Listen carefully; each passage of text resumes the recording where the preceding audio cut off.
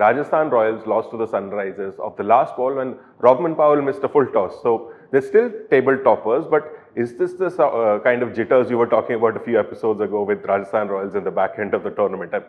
Is there any need to be nervous, or was it just a blip?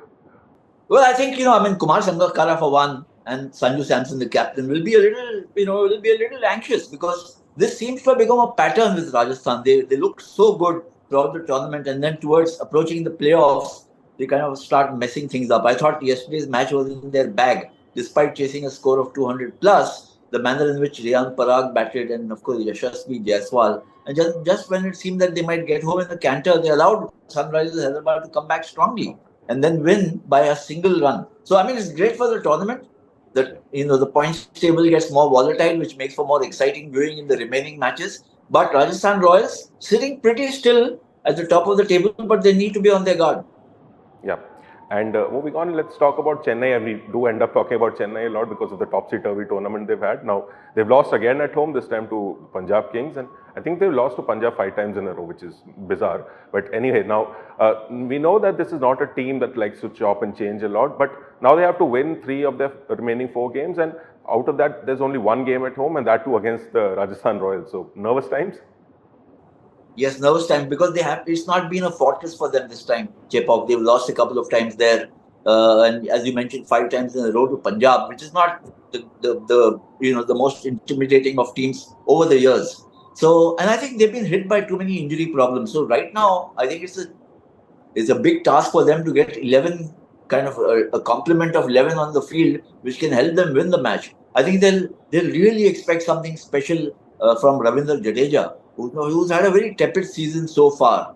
And they'll be missing guys like Mustafizur, Deepak Chahar again out of contention because of injury. So they have their hands full. I think Ravindra Jadeja and in whatever way Mahendra Singh Dhoni are going to be extremely crucial apart from Gaikwad himself. Yeah.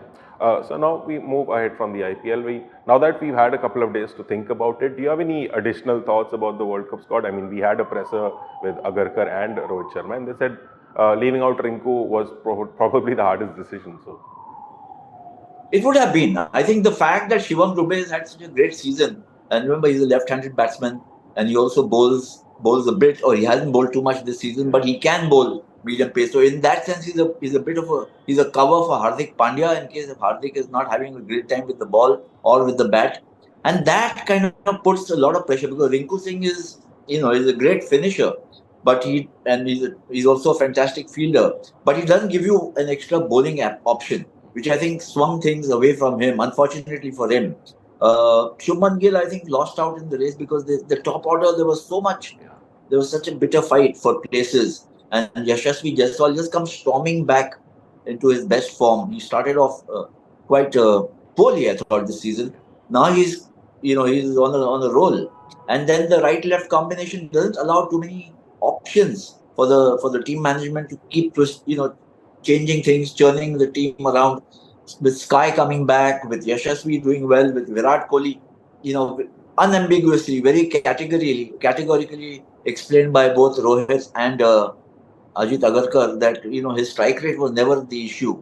It's his experience which he brings to the team, which I think is a very fair way of assessing and analyzing a player's potential. When you have a collection of players and you're going to the World Cup, I mentioned this Anirudh in the past that this is the big stage. So let's not compare strike rates in the IPL with what might happen in the World T20. We've seen that in 2022 what happened. So I think that at the end of the day, the chief selector and the captain on one page. So there is no ground later on to say, oh, if we had so and so and if we didn't have so and so, we could have done better. Now the captain's got the team he wanted. The chief selector is happy he's done a decent job. Now it's up to the players to go out and perform. Yeah. So now we come to the bowling. Now, Rohit said in that press conference that he wanted 4 spinners, but he didn't explain why. He said he'll let us know more once he reaches there. But what do you make of that? I think India's, look, there is, I think, a vulnerability in the pace attack. To take away Bumrah and if Pandya is not at his best, then this is a pace attack which is actually very vulnerable. There's Mohammad Siraj, yes, and he's a feisty bowler. But he's not the kind of guy who'll bowl 4 overs for 18, 20 runs or 25 or even 30 runs. He many runs. So, and then they've got in the traveling reserve, they've got Avesh Khan and Khalil Ahmed. I think that's one of the reasons why they put two fast bowlers there. And then, therefore, the kind of emphasis shifts towards the spinners. In the Caribbean, spin bowlers will get purchased. The tracks are not fiery and pacey. They're not Australian tracks, not even English or New Zealand tracks where you get a lot of seam movement. So I think punting on spin is not, it's not a punt. It's actually well thought out. So therefore you have two wrist spinners, you've got two left arm spinners. You could say that there's one extra left arm spinner because there are three of them now. But you have to consider Kuldeep as a wrist spinner. And then Akshar, I think, is also in a way such a wonderful all-round option that who do you take in his place if you want another spinner was the call. And therefore, I think that the choice of four spinners is fine. Also, the four spinners they've chosen is fine. I think the thought process is correct in my opinion. We'll have to wait and see how the drop-in pitches which are coming from Australia, how they fare, how they play out. So, but that will be a surprise for all the teams, isn't it? It's not just for the Indian team. So moving on, today we have Kolkata Knight Riders taking on the Mumbai Indians, and Mumbai have had, as with Gujarat, both teams that Hardik Pandya seem to be associated with, haven't had a good season, and Mumbai could be a sort of last gasp effort today, right? I mean, KKR are sitting pretty at number 2. I mean, mathematically, they have a chance, of course, but they've got to start winning and win all the matches from here. But they run up against KKR, who are number 2 in the points table. And not just the fact that they are number 2 in the points table, the manner in which they've been playing has been very, very impressive. So I think Mumbai will, it's an uphill task for them, even though they're playing at the 1K day. On paper, it's a fabulous team. I can't think of a better batting lineup. And the bowlers, I think the only thing they miss is a real good, effective spinner because Piyush Chawla has not been having such a great season. But apart from that, what's been happening has been very disjointed effort, barring a couple of matches which they won.